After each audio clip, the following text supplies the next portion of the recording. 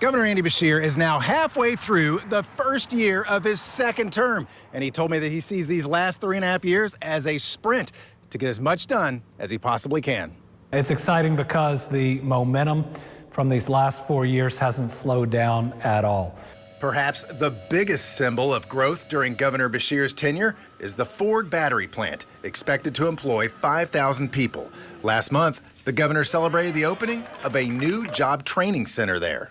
There have been some reports about slowdowns in EV sales. Does that cause you any concern with the Ford battery plant that's being built in Hardin County? So GM just had its best month of EV sales in May. Ford had a great May. In fact, its Lightning sales are up 91%, and that's the battery that we're going to make.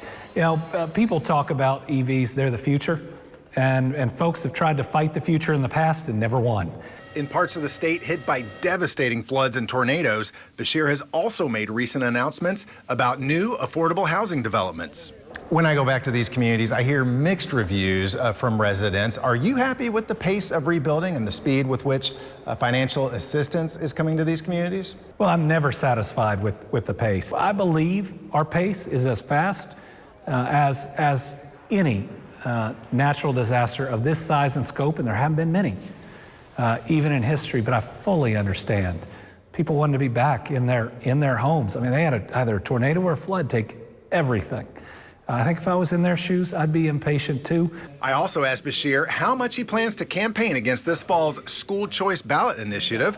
Voters will decide whether they support allowing public tax dollars to be spent on private schools. Oh, I think you'll see me traveling. I think you will see us take a very strong role. We have to defeat that constitutional amendment. Doesn't matter if you're a Republican or a Democrat. If you value your public schools, you have to vote no on Amendment 2.